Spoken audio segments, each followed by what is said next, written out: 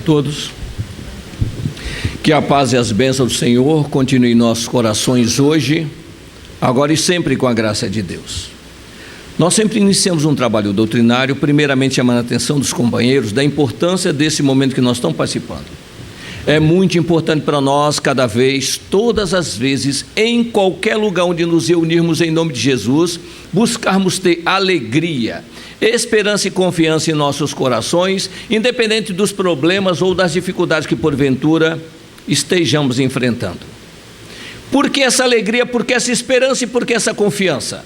É só recordarmos as próprias palavras de Jesus: onde dois ou mais estiverem em meu nome, aí também eu estarei. E temos certeza que mais de dois se juntam a nós em nome de Jesus. E nunca será demais nós pararmos e nos perguntarmos: o que é que eles vêm fazer aqui? O que é que eles estão fazendo aqui? Primeiramente, eles não vêm aqui para aprender conosco, mas sim para atender às nossas necessidades, e estejamos nós encarnados ou desencarnados. Qual deve ser a nossa postura nesses encontros? Como deve ser o nosso comportamento? Aprendermos a aproveitar a oportunidade que nós estamos tendo, aprendendo a conversar com eles, abrir o coração a eles, falar de alegrias que nós já tivemos, tristezas que já amargamos, vitórias que já conseguimos, derrotas que não conseguimos esquecer, falar daquilo que nós sentimos que ainda precisamos alcançar para vencermos as dificuldades que a vida ainda nos apresenta. Porque dentro das possibilidades que esses nossos irmãos já possuem, e dentro dos esforços que todos nós devemos estar fazendo para merecer a assistência deles, temos certeza de uma coisa: são eles que, em nome de Jesus, poderão depositar um bálsamo nas feridas que nós ainda carregamos na alma, tanto os encarnados quanto os desencarnados. E até porque, a bem da verdade, deveria ser sempre pela presença deles que aqui nos reuníssemos, no corpo ou fora do corpo. Então, que nós possamos aproveitar esses momentos que se repetem a cada vez, todas as vezes, em qualquer lugar onde nos reunirmos em nome de Jesus. O tema nosso proposto para hoje é a parábola do bom samaritano. Antes de nós verificarmos o conteúdo dessa mensagem, vamos lembrar o seguinte: no evangelho original não existia título para ensinamento nenhum.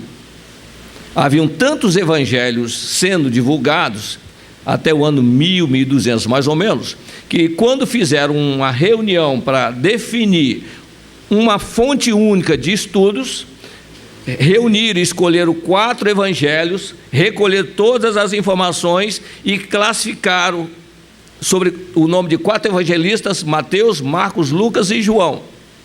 E os classificadores dividiram os assuntos por temas específicos. Não havia preocupação dos evangelistas em realmente escrever definindo com título, não, apenas registravam.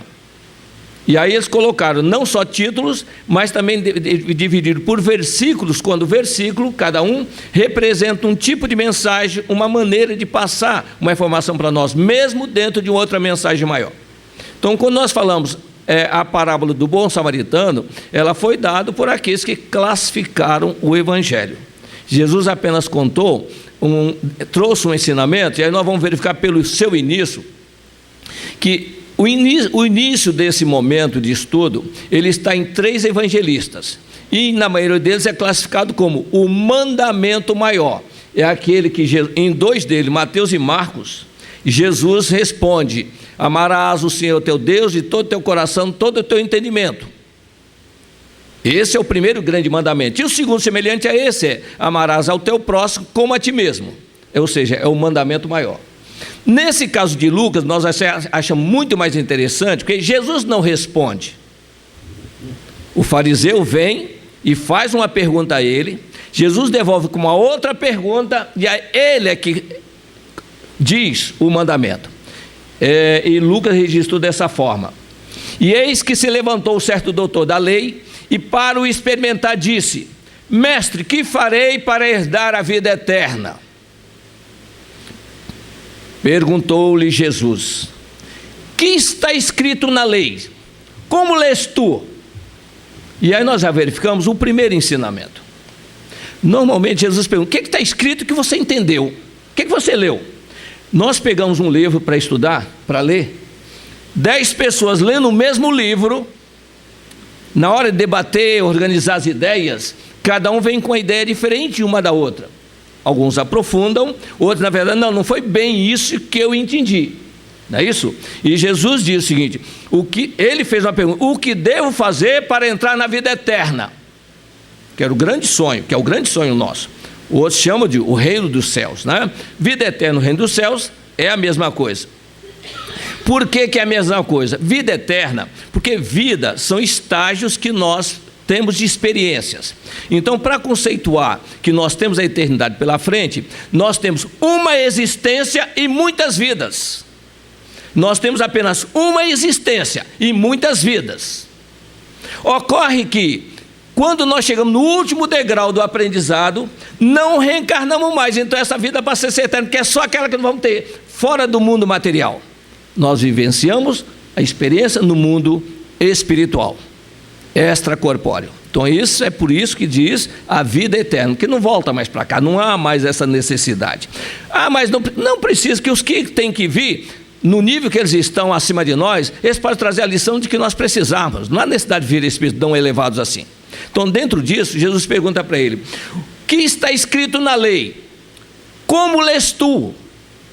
E ele diz, respondeu ele: amarás ao Senhor teu Deus de todo o teu coração, de todo o teu entendimento, de toda a tua alma, de todo o teu espírito. Esse é o primeiro grande mandamento. E o segundo, semelhante a esse: amarás ao teu próximo como a ti mesmo. Jesus diz: respondestes bem, faça isso e viverá. E aí nós vemos o segundo ensinamento de Jesus passa para nós, o verbo fazer. Ele demonstrou conhecimento: eu conheço, eu sei. Você respondeu bem, então vá e faça o mesmo e viverás. Faça isso e viverás. Então não basta conhecer, não basta saber. Às vezes nós nos ufanamos de decorar texto, saber as coisas na ponta da língua.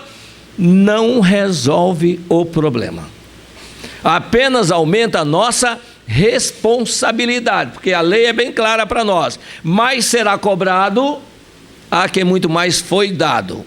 E alguém pode dizer: para um pouquinho, eu que li, eu que estudei, como que me deu? Repara bem o detalhe: todo conhecimento nosso foi obtido através de leituras ou de informações verbais.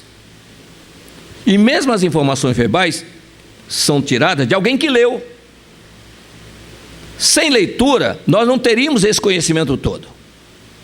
Jesus, que é Jesus, mostrou isso para nós quando esteve entre nós, e ele diz o seguinte: a minha doutrina não é minha. Olha só, ele diz isso: a minha doutrina não é minha, mas sim daquele que me enviou. Quando nós estudamos só essa passagem que Jesus coloca para nós, às vezes vem para nós a reflexão que alguns de nós já temos escutado isso: não, mas o evangelho era antigo, de antigamente, tempos antigos, não é o mesmo dia de hoje. Se Jesus disse que a minha doutrina não é minha, mas sim daquele que me enviou, e se Deus é imutável, ele não se altera, não se modifica. Então, se o Criador não se modifica e a doutrina é dele, então isso é desde o princípio da criação, não do mundo, da criação. Desde o início da criação. No fundo, nós estamos retornando para casa, voltando para casa, porque saímos de lá e agora estamos em retorno. E aí nós começamos a ter contato com o progresso evolutivo que nos cerca, e nós confundimos progresso material com evolução espiritual. No tempo de Jesus, os maiores espíritos estavam aqui no planeta. Só ele escolheu 13. Nós nunca tivemos tanta gente presente como ele entre nós. Repara que o Evangelho é uma sequência de informação encadeadas, organizada com concordância. Nosso irmão leu agora uma mensagem, a 125, não é isso? Foi do Vinha de Luz? Não, né? Do Pão Nosso. Separação, não é isso? Jesus diz: é necessário que eu vá. Ele foi, mas deixou um convite: vinde a mim todos vós que estáis cansados e sobrecarregados, que eu vos aliviarei. Aprendei de mim que sou brando e humilde de coração. Meu fardo é leve e meu jugo é suave. E mais adiante ele diz, vou preparar-vos lugar, ou seja, ele está nos aguardando lá. E muitos de nós gostaríamos que ele voltasse para cá. Então há um desconforto, uma discordância entre o convite de Jesus e os interesses nossos. Nós gostaríamos que eles ficassem eternamente conosco aqui. Essa ideia que às vezes nós temos. E não irmos para onde ele nos convoca, onde ele nos aguarda. Agora, para ir até ele, nós temos que fazer tudo aquilo que ele recomendou. Porque ele colocou para nós que eu sou o caminho, a verdade e a vida. E ninguém vai chegar ao Pai se não for por mim. Passará o céu e a terra, mas as minhas palavras não passarão. O doutor da lei, quando ouviu isso, e ele era uma pessoa imponente, importante, e é muito comum quando a pessoa importante faz uma pergunta para alguém que aparentemente não tem o conhecimento dele, ele fica desconcentrado, ou quando ouve uma resposta que ele não estava preparado para ouvir, imaginando que aquele não teria altura. Isso é normal ocorrer.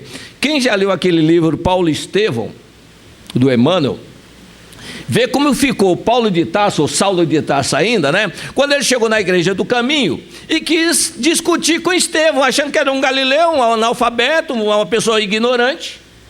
E ele comentou o evangelho e colocou Jesus acima de Moisés, imaginando que ele não conheceria a lei, nem Moisés e os profetas. Quis arguir com ele, dizendo, olha, tem algum engano aí. E começaram a debater. Quando ele puxou a lei, que ele dominava, Estevão deu realmente uma somatória de informações que ele nunca tinha raciocinado. E ele se desconcertou todo. E ao perceber que ele estava perdendo espaço para aquele homem aparentemente inculto, ele diz, vamos continuar a arenga, a discussão. O que eu tinha para falar já te falei. Não tenho mais nada para dizer. Aliás, Jesus recomendou que não discutíssemos sem necessidade. Ele virou e fez uma ameaça a ele. Diante do sinédrio, você vai dobrar-se a mim. Isso é ameaça.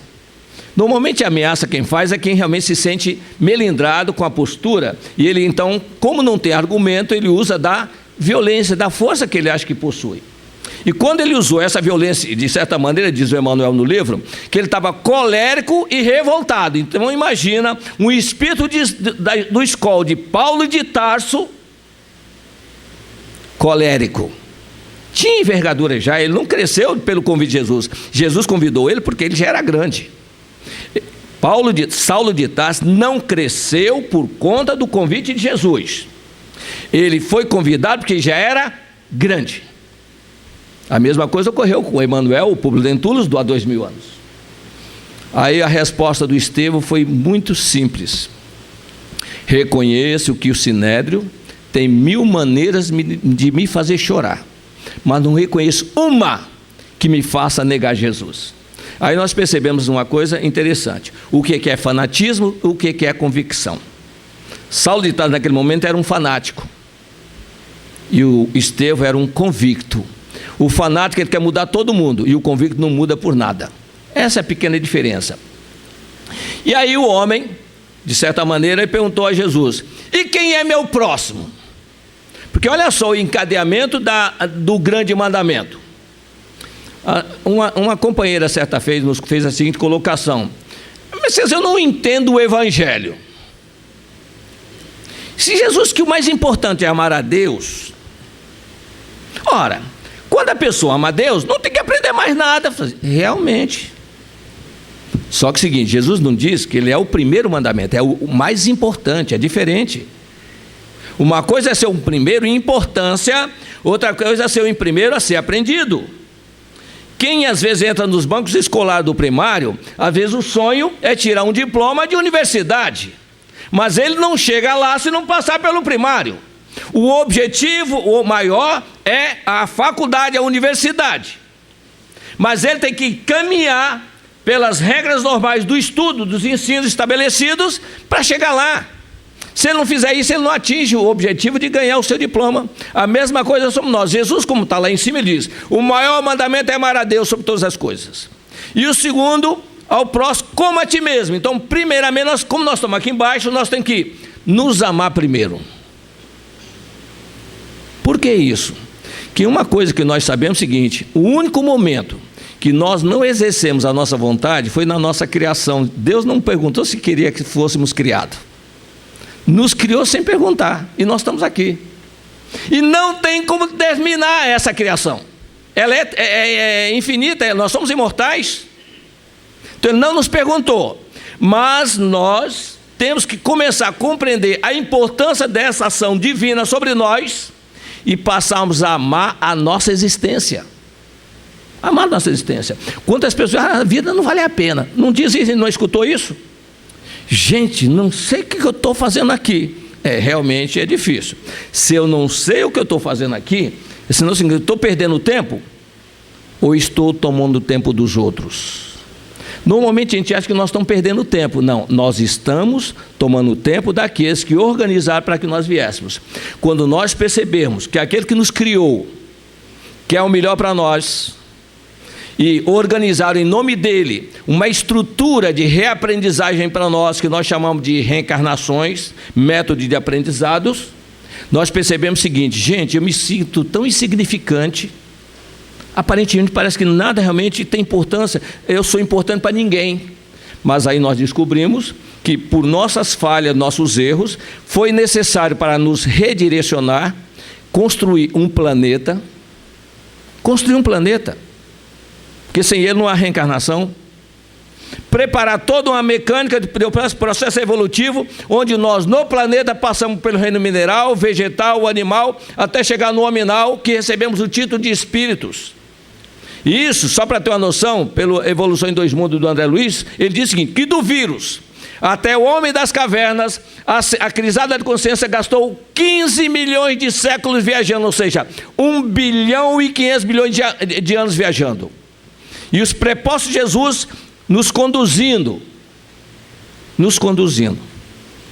Nós estamos, do homem das cavernas até agora, nós para chegar nesse estado, nós gastamos 200 mil anos.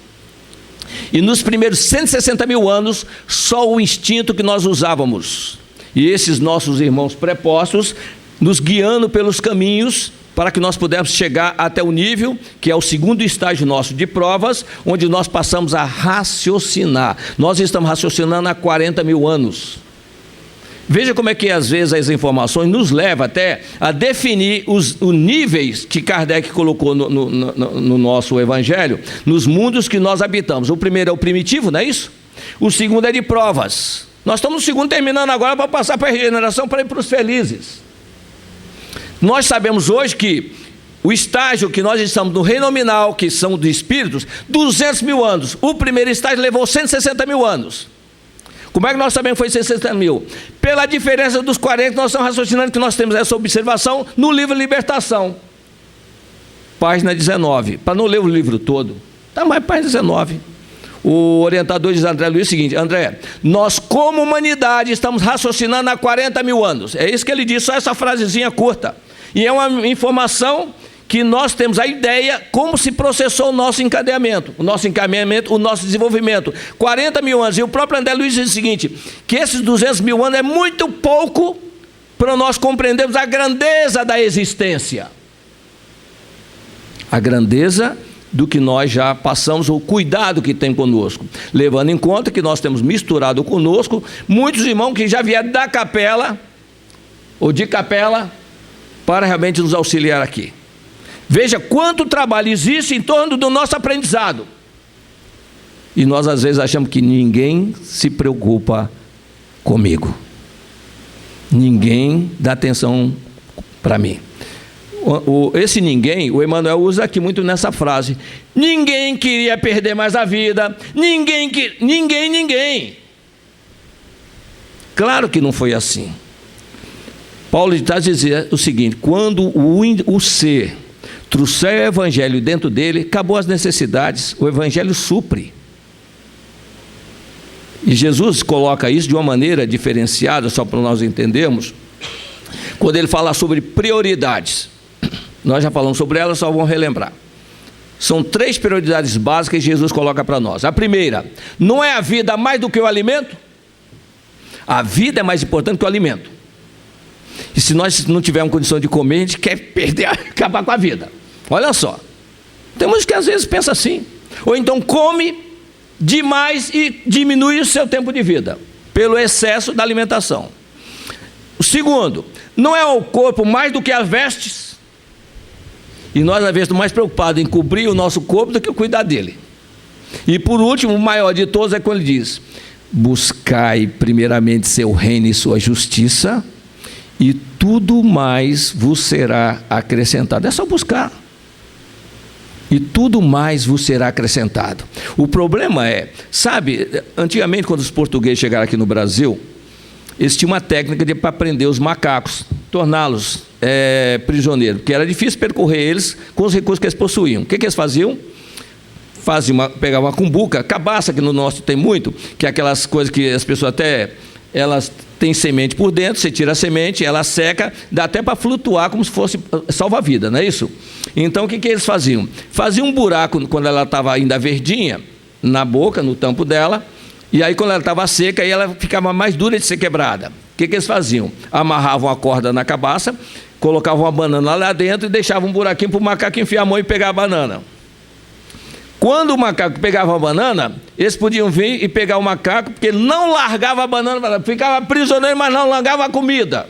E às vezes nós fazemos isso também. Nós reagimos às vezes pelo instinto, porque nós temos ligados os nossos interesses nas coisas materiais que nos cercam, não na liberdade que nós temos que conquistar. Conhecereis a verdade e ela vos libertará. E na sequência ele diz: quem é o meu próximo? E Jesus conta a parábola do samaritano. Um homem descia de Jericó e caiu na mão de salteadores, que despiram ele e deixaram ele no chão quase sem vida, e tiraram todos os bens que ele tinha. O que mostra que a violência de assalto vem de longo tempo. Jesus já contava isso. Quem leu o livro Paulo Estevão voltando, recorda o seguinte: o Estevão, quando ele é abandonado numa praia pelo Sérgio Paulo, não é isso?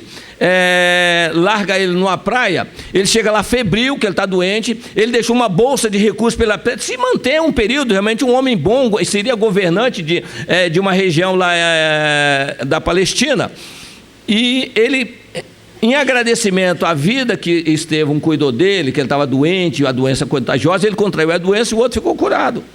Foi o preço da liberdade deles, o contato da doença. Lá febril no meio dos arbustos ali na praia, tremendo, de madrugada chega alguém e começa a revistar a roupa dele. Quando ele percebe que alguém está revistando, ele se mexe, a pessoa puxa um punhal. Não me mate, eu tenho aqui o que você quer, e deu dinheiro. Que bom, como você é generoso. Com a faca na mão. E o Emmanuel diz o seguinte: meu nome é Irineu de Crotona. Repara bem o detalhe: passado 2000 anos, nós sabemos hoje quem assaltou Estevão lá no meio da praia. Irineu de Crotona.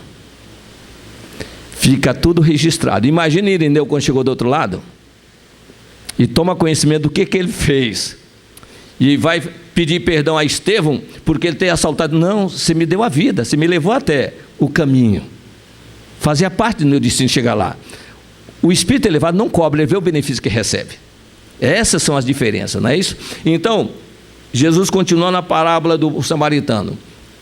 Passava por ali um sacerdote, e vendo o homem cair no chão, passou ao largo. Vinha também um levita, que fez do mesmo jeito, passou por fora. Mas vinha um samaritano a trabalho, desceu do animal, limpou as feridas daquele homem, colocou ele no animal, conduziu até uma hospedagem, e ali o instalou e disse ao hospedeiro: estão aqui 2 dinares, cuida dele, que eu vou para a minha viagem, e quando eu voltar, eu pagarei a diferença. Aí Jesus pergunta: qual dos 3 você acha que foi o próximo daquele homem? E o doutor da lei responde: aquele que o socorreu. E aí Jesus torna a dizer para ele: então vá e faça o mesmo. Aí nós verificamos o seguinte: o verbo fazer está presente aí no início e no final. Então nós verificamos o seguinte, que Jesus, ele nos ensinou 3 verbos: o verbo aprender, o verbo compreender e o verbo fazer. 3 verbos. O verbo aprender, nós aprendemos por repetição. A nossa aprendizagem é por repetição. A nossa compreensão, aliás, nós compreendemos por comparação. Repara bem o que Jesus fez aqui. Ele comparou o próximo com uma história, para nós entendermos quem era o próximo. É muito comum quando nós estamos em discussões, conversando: o próximo é aquele que está dentro da nossa casa. Esse é responsabilidade, gente. Compromisso assumido lá em cima.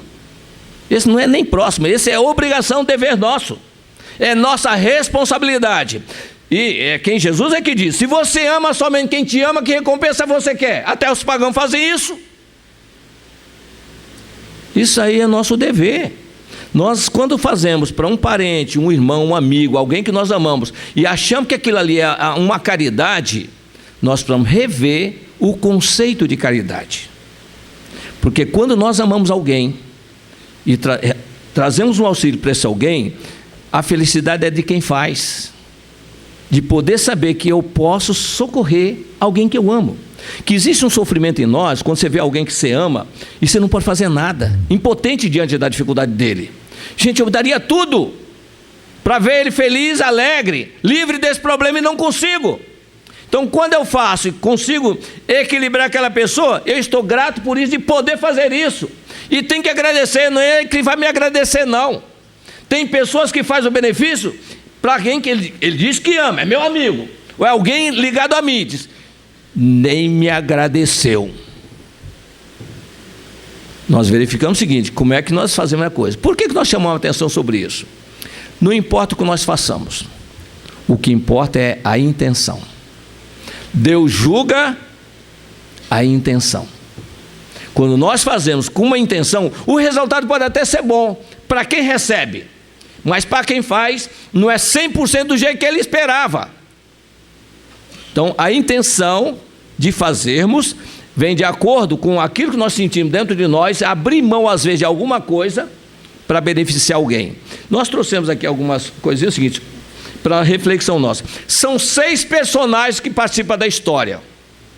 6. Aparentemente, quando nós olhamos, parece que é só o levita, o doutor da lei e o samaritano. Não, tem os salteadores, tem o homem que foi atacado e ficou no chão, tem o hospedeiro. São 6 ao todo. Cada um tem uma participação. E nos dias atuais, nós não podemos imaginar que a agressão para deixar alguém no chão é somente fisicamente, não. Às vezes nós, quando nos sentimos acima da pessoa, nós usamos do verbo tão contundente com ele, que deixamos ele abaixo, como a gente costuma dizer, deixei ele abaixo de zero, deixei ele no chão. E às vezes a pessoa quebrada, não tem onde se apoiar, não tem realmente uma estrutura, fica às vezes até pensando em fazer uma maluquice, e às vezes ele procura ajuda em alguém, e esse alguém vira as costas: não tenho tempo para você. Você também é assim sempre, você fica perturbando todo mundo, não dá atenção a ele. E pode surgir alguém que às vezes nós nem esperamos que seja, que para e escuta aquela pessoa, e às vezes dá um conselho para ele. Normalmente nós, às vezes, se a pessoa vem nos pedir 10 vezes orientação sobre o seu comportamento, e nós damos 10 vezes a orientação repetida, na 11ª vez nós já ficamos pensando se vale a pena continuar perdendo tempo com ele. Raciocinando da seguinte maneira: quem perde tempo é que não aplica o que aprende. Quem ensina, não. Nós não podemos obrigar ninguém a fazer, mas não podemos evitar de transferir a informação. Nós não dizemos que aprende por repetição. Quando nós falamos isso, não é que é o conceito que nós criamos. Quem coloca isso é Jesus para nós. É só ler o Evangelho. O Dr. Bezerra de Menezes coloca para nós o seguinte: se estudarmos o Evangelho de Jesus com atenção, encontraremos solução para todos os nossos problemas, por mais angustiantes. Só para fazer um comparativo sobre o aprendizado por repetição, isso aí eu acho que eu já recordei aqui, mas as pessoas poderiam estar todas aqui no dia que nós falamos. Quem tem criança em casa, criança de 1 ano e meio a 2 anos, como é que fica essa criança? A criança começa já a emitir sons espontâneos, aí fica lá em cima dele a mamãe. Fala aí, filhinho, mamãe, mamãe, mamãe. Fala de tudo quanto é jeito para ver se, né?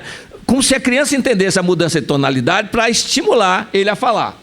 Fala aí, filhinho, mamãe, sou sua mamãe, mamãe, mamãe. E fica repetindo isso 1 semana, 1 mês, 2 meses, 3 meses. Daqui a pouco, ele com os olhinhos ali, um dia ele diz, mamãe, falou mamãe. Aí ela insiste, até que ele coloca o tio em cima e falou mamãe mesmo.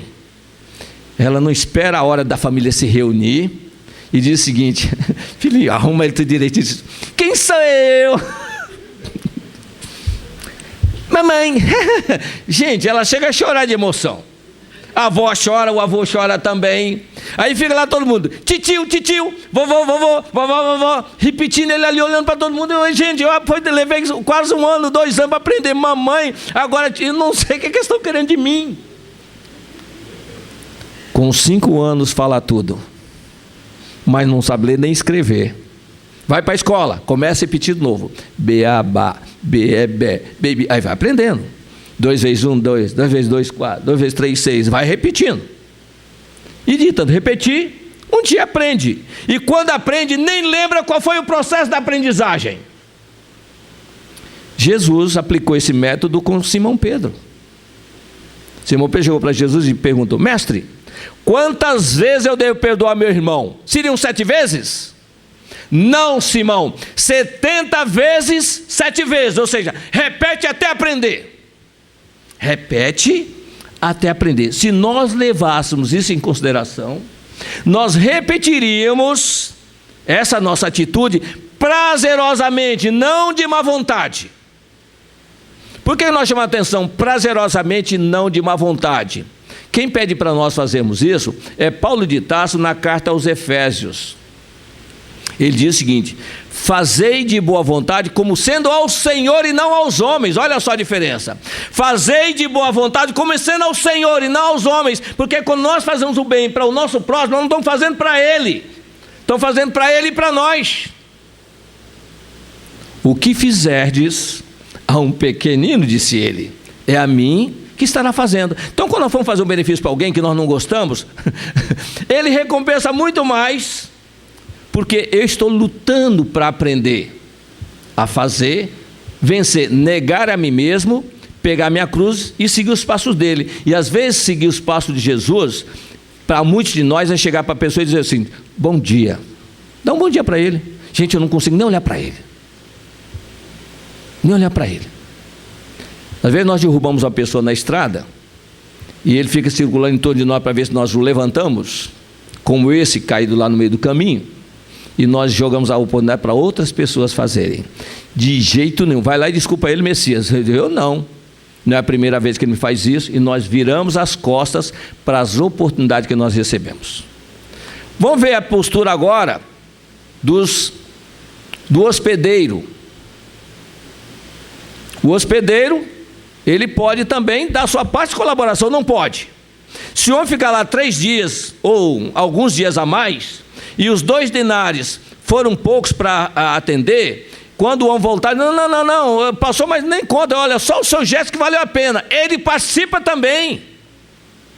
Mas alguns, olha, não deu nem para o começo, os 2 denários, ele piorou, porque eu vi que o homem estava indo para negócios. Se ele vai fazer negócio, ele vai ganhar dinheiro. Eu estou aqui também para ganhar dinheiro. Como é que é a resposta do alto para quem é submisso, resignado? Passa 6 meses, 1 ano. Depois de 1 ano, ouvindo todas as preleções, vêm todas, não faltam nunca os 2. Aquele resmungão que às vezes escoiceia a gente. Ele começa a ter melhora, começa a ficar bom, agradece, vai embora, nunca mais aparece na casa. E o outro, bonzinho, continua com o mesmo problema, agradecendo.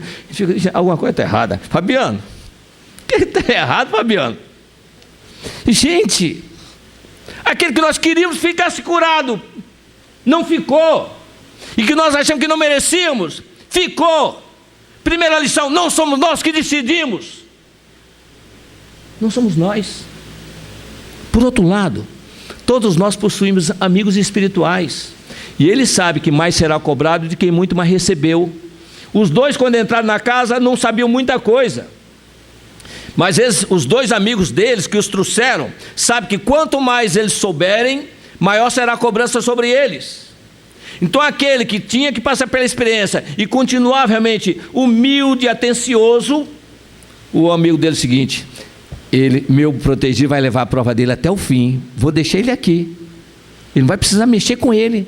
Ele está indo bem, graças a Deus ele está submisso aos entendimentos, aos estudos que ele está fazendo. O outro, resmungão, continuou do mesmo jeito desde o primeiro dia. O amigo dele é o seguinte: eu vou ter que tirar o fardo das costas dele, porque ouvindo o que ele está ouvindo e reagindo do jeito que ele está reagindo, vai ficar pior a situação dele para ele voltar de novo. É mais fácil eu desligar ele agora, do jeito que ele está, e ele voltar para começar tudo de novo, do que ele ter uma vida mais difícil do que a atual que ele está tendo, porque a cobrança será maior. Então tira o fardo das costas, mas ele não acertou as contas com a lei, e ninguém sai daqui enquanto não pagar o último centavo. Nós olhamos só o efeito, não conhecemos a causa, e não confiamos. Nós falamos 3 verbos, né? Aprender, compreender e fazer. Esses espíritos, nosso irmão quando deu essa mensagem, os espíritos trazem para nós o verbo compreender. Eles quando nos ensinam, passam as mensagens, nós lemos aqui de Emmanuel alguma coisa, isso é para compreensão nossa. São exemplos que eles trazem para nós compreendermos como é que funciona o processo do aprendizagem nossa. Nós temos que conjugar um verbo por nossa conta, o verbo confiar. Confiar em Deus, confiar em Jesus, confiar nos amigos espirituais e confiar em nós. Olha só a confiança nossa. Temos que confiar em Deus. Confia. O que é confiar? Eu confio. Muito cuidado quando nós achamos que confiamos, porque às vezes nós dizemos: como é que Deus pode permitir uma coisa dessa? Já demonstra desconfiança. Quando eu começo a cobrar de Deus a atitude que Ele tomou ou permitiu, quando eu acho que não deveria, eu estou querendo dizer que Ele está errado, gente. Como é que Deus pode permitir uma coisa dessa? Tem gente que não merece viver não, gente. Olha, não é que eu queira falar, tem gente, não é assim. Assiste o noticiário, a pessoa fez uma barbaridade. Jesus foi para nós bem claro conosco: ore pelo que te persegue e calunia, amai teu inimigo. A oração tem poder. Aí nós ficamos: gente, eu não iria fazer nada, mas se alguém fizer, ele está recebendo o que mereceu, não é isso? E no fundo nós estamos pedindo para fazer. E se fizer, ele morrer numa atrocidade, recebeu o que mereceu. Quando nós sabemos que a reencarnação só acontece porque eles lá em cima autorizam. E ninguém ama ninguém do que os que estão lá em cima dirigindo a nós aqui embaixo. Ninguém aqui embaixo ama mais do que eles a nós. Quando ele nos envia aqui com alguma dificuldade, é porque nós precisamos passar por ela. Tem que passar por ela. Ao invés de pedir força para passar, nós esperamos que tire a dificuldade.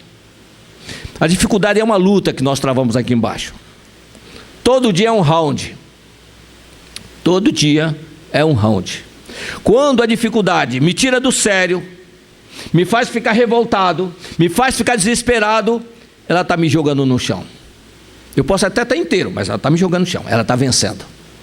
Quando ela não consegue me tirar o humor, me tirar a confiança, me tirar a fé, me tirar a esperança, eu estou derrotando ela. Ela continua me batendo, mas eu estou derrotando ela, agradecendo as bênçãos que nós estamos recebendo. Nós aprendemos, reafirmando isso, até quando aplicamos um estudo aqui sobre Fabiano de Cristo. Ele precisava da última pedra na coroa dele. A última pedra que faltava. Quem diz para nós são dois autores. Humberto de Campos, no livro Brasil, Coração do Mundo, Pátria do Evangelho, e o próprio Roque Jacinto, no livro O Peregrino da Caridade, não é isso?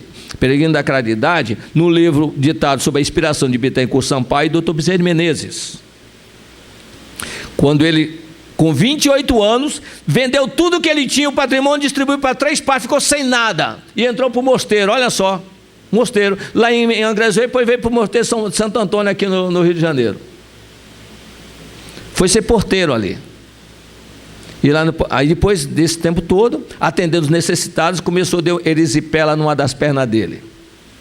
Daí a pouco passou para outra também, não conseguia nem andar. Um dia na cela, com aquelas dores na perna que o incomodavam, ele começou, nas raras vezes que ele realmente começou a ver, preocupado com tamanha dor, ele começou a entrar pensando assim: puxa vida, não posso nem andar para atender os necessitados. Gente, que dor insuportável, não consigo nem caminhar. Ele começou a ter aqueles pensamentos até realmente de criticando as dores que ele sentia. Ele foi adormecido, diz os nossos autores, foi levado ao teu plano espiritual e viu uma cruz vindo em direção a ele. E quando aquela cruz chegou diante dele, ele ouviu uma voz que diz o seguinte: por que reclamas contra mim, Fabiano? Ele humildemente se ajoelhou e disse: eu não reclamo contra o senhor, não. Eu reclamo contra as dores nas pernas, porque eu não consigo ir até os necessitados, eles têm que vir a mim. Fabiano, todos os dias tem enviado até você os necessitados, e do jeito que você está, você pode atender. Porque no meu reino só tem chegado os estropiados e os doentes. Os sadios do corpo não vêm ao meu reino. Você também está querendo desertar, Fabiano?